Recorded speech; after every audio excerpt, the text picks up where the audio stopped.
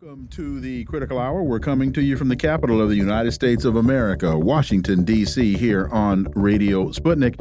I'm your host, political scientist, author, and nationally syndicated columnist, Dr. Wilmer Leon. I'm joined here by my co-host, political analyst, Garland Nixon. Thank you, Wilmer. For the next 2 hours, we will explore and analyze the salient news stories that are impacting the global village in which we live.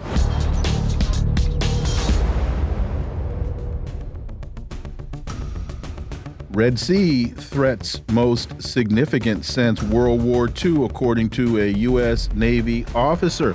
A report by BBC details aspects of the daily lives of USS Eisenhower crew members in their attempts to thwart the Yemeni resistance and force the reopening of the Red Sea route, with some describing the mission as the most challenging since World War II. Really? To fight Ansar Allah in Yemen? My, how the world has changed. For insight into this, let's turn to our first guest. He holds the John J. and Rebecca Moore's Chair of History and African American Studies at the University of Houston. He's one of the most prolific writers of our time. His latest books are entitled, I Dare Say, A Gerald Horne Reader and Acknowledging Radical Histories. Dr. Gerald Horne, as always, welcome back. Thank you for inviting me. According to this piece, the newest threat comes in the form of unmanned underwater vessels, UUVs. And they say that the F-18 jets stationed on the carrier have successfully neutralized these before they could be deployed. Quoting the commander, this is the most challenging mission since World War II, noting that the war marked the most significant threat faced by the U.S. in a region since that era. And Dr. Horne, I said, my, how the world has changed. But if folks know the history of Ansar Allah, I mean, going all the way back to biblical times, these folks have been fighting a long time. They're very good at it. Unfortunately, the U.S. just does not seem to understand history. Well, apparently the Saudis have been derelict in not informing their U.S. allies about the martial spirit, the fighting mettle of Ansar Allah, since they have had direct experience with their capability in recent years.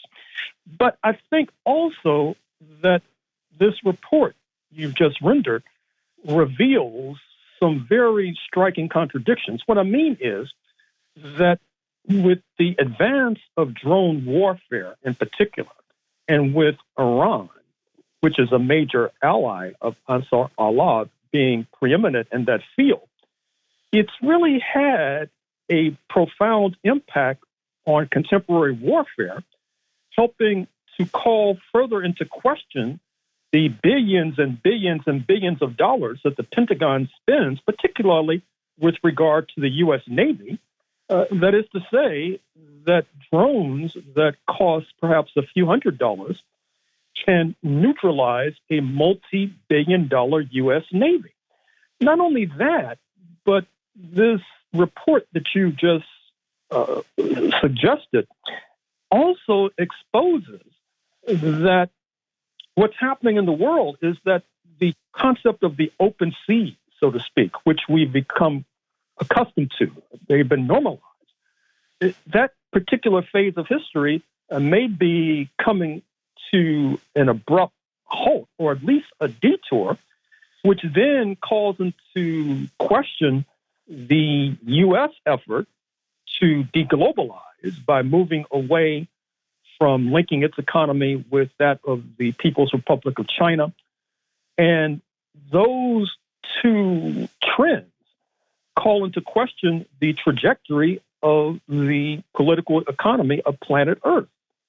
I just received a report from Eilat, the major Israeli port, which one reaches after traversing the Red Sea and the Suez Canal. And obviously, the Ansar Allah attacks on shipping have helped to turn Eilat into a kind of ghost town, not only in terms of the dearth of vessels that the observer noted or did not note while being there, but also the fact that there were few people gallivanting alongst the beaches as well. This speaks to the related issue of how the militarized sanctions that Ansar Allah has imposed upon Israel has had devastating impact on the Israeli economy, contributing to the progressive abandonment of southern Israel, which was accelerated by the attack on October 7, 2023. We all know about the progressive abandonment of northern Israel that was accelerated, has been accelerated by the conflict with Hezbollah, another Iranian ally in southern Lebanon. And so you see the shrinkage of Israeli borders. It's not clear if that territory will ever be reclaimed the way it had been pre-2024. And it gives further resonance to the analysis by the well-known historian Ilan Pappé, who says that we are in the foothills. We are at the beginning of the end of the entire Zionist project, which may sound extravagant, but if you just tick off what has been going on in recent days with the denunciation of Netanyahu by Senator Chuck Schumer, the leading Jewish American legislator in the United States of America, the embrace of his remarks by President Biden, the progressive unraveling of the so-called Abraham Accords negotiated by Mr. Trump, that is to say, accords between Morocco and Sudan and Bahrain, amongst others, which are now unraveling. And then, like an old married couple on the verge of divorce, this has led to ever more bitter recriminations between the United States and Israel, not only the Schumer speech, but reviving the tale of Jonathan Pollard, the Jewish American who spied for Israel, releasing to Israel a truckload of sensitive U.S. documents. The United States has been reviving the story about Israel leaking sophisticated military technology to the People's Republic of China. And at the same time, Israel seems asleep at the switch with regard to troubling trends in the United States, which their own right wing and the Zionist lobby have chosen to ignore. I'm speaking of the rise of neo-fascists. I've reported on these airwaves about how here in Houston, Texas, there have been marches by neo-Nazis under the banner of Down with so-called Jewish supremacy. In Nashville, Tennessee, you have similar marches by a blood-curdling group, also neo-Nazi, called the Blood Tribe. I'm afraid to say that in Dixie, these ultra-righteous elements are an essential component of the GOP coalition, which is threatening to return to power, at least in the White House, in November 2024. And so what Ansar Allah has done is help to pull the cork out of the bottle.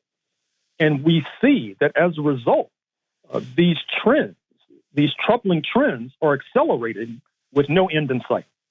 Speaking of things that are changing dramatically, Sputnik reports Niger's break with U.S. shows African countries tired of disrespect from the West. We're having some very significant changes happening in the heart of Africa and the Sahel. Your thoughts on that, Dr. Horne? Oh, undoubtedly. This is a major drone base that Niger has closed. Recall that it was in July 2023 that you had a change of regime in Niamey, Niger, and a U.S. ally, President Bazoum, was dislodged, still under house arrest. Pay attention to the remarks of former South African President Thabo Mbeki, who in a very important speech just the other day saluted what is going on in Niger and what is going on in their neighbors. Speaking of Mali and Burkina Faso, he sees what is happening is a righteous revolt against French neocolonialism. Washington begs to differ. They see these Sahel African nations moving ever closer to Moscow. The setback for U.S. imperialism is significant because this is a multi-million-dollar base. It's a major drone base that Washington had been using to surveil that part of Africa, stretching as far east as Somalia, by the way. And what helped to disrupt Niger-U.S. relations was this trip to Niger by the leader of AFRICOM, who happens to be a Black American, speaking of General Michael Langley. And he apparently was not sufficiently tactful and diplomatic, and that led directly to this rupture. This rupture is also a blow for ECOWAS, the Economic Community of West African States, spearheaded by Nigeria, the continent's giant in terms of population and economy. Recall that after the July 2023 change of regime in Niger, Nigeria was engaged in loose talk about a military intervention, although that was seen as being basically a kind of cat's paw for France and for U.S. imperialism. Recall that President Tinubu, who was just inaugurated in Abuja in February 2023, is facing very difficult accusations about his time in the United States being involved allegedly in drug dealing. The United States has refused to release sensitive records about that, which leads many to suspect that the United States has a hatchet over his neck in terms of these very explosive and sensitive charges. But the wider context, as your question suggests, is that U.S. imperialism and North Atlantic imperialism in general, including France, is facing a real crisis. They're facing a crisis because the Russia-China axis, which is embedded in BRICS, Brazil, Russia, India, China, South Africa, is surpassing the Group of Seven, led by the United States, the Western Europeans, and Japan in terms of economy, increasingly in terms of political influence. Africa is a major battleground there. And returning to the remarks of Thabo and Becky, this crisis also stretches further south to Southern Africa, because we just have noticed that Washington has seen fit to try to improve relations with Angola, including shoveling foreign aid into Luanda. Recall that it was just a few decades ago that the U.S. CIA was involved with apartheid South Africa in seeking to blunt the rise to power of the now ruling party in Luanda, speaking of the Popular Movement for the Liberation of Angola, MPLA. And this improvement of relations obviously is trying to get leverage over South Africa, a member in good standing of BRICS, a nation that has brought credible, plausible charges of genocide against U.S. ally Israel in the International Court of Justice, which threatens to jeopardize the role of U.S. officials insofar as they are at least implicitly linked as aiders and abettors in genocide. And that has also led to a softening of sanctions against Zimbabwe, the immediate northern neighbor of South Africa. Although 99% of the sanctions have been softened, they did not go all the way and tighten sanctions against the leaders, and the leaders of Zimbabwe responded by kicking out the U.S. Agency for International Development. In that context, pay careful and close attention to the upcoming South African elections in May. Already, you see the neo-apartheid party, the Democratic Alliance, is snuggling ever closer to Uncle Sam. And so this is a wider and major crisis of U.S. imperialism. Africa is a major battleground, and the situation in Niger is just Exhibit A in that regard. And final question on this: there was an African analyst that was on with one of our colleagues, Jamarl Thomas, and he said nobody puts $100 million U.S. military base in place and then loses the base. There's no way. So, with understanding the U.S.'s historical responses to these types of actions, as I said about Ansar Allah, how the world has changed. How do you see this getting resolved, if in fact it can? Well, Voice of America, the U.S. propaganda arm, suggests that Niger is only engaged in a negotiating gambit, that is their first move ousting the United States, but they're willing to take more baubles and goodies in return for reopening this base. However, the United States has a trump card. That is to say, the United States, as we know all too well, has not been reluctant to ally with religious zealots who are on the warpath in that part of Africa, and pay careful and close attention in case the attacks by these zealots on Mali, Burkina Faso, and Niger accelerate in coming weeks and months. with the not so hidden hand of the United States of America at the wheel. Dr. Gerald Horne, as always, thank you so much for your time. Greatly, greatly appreciate that analysis, and we look forward to having you back. Thank you.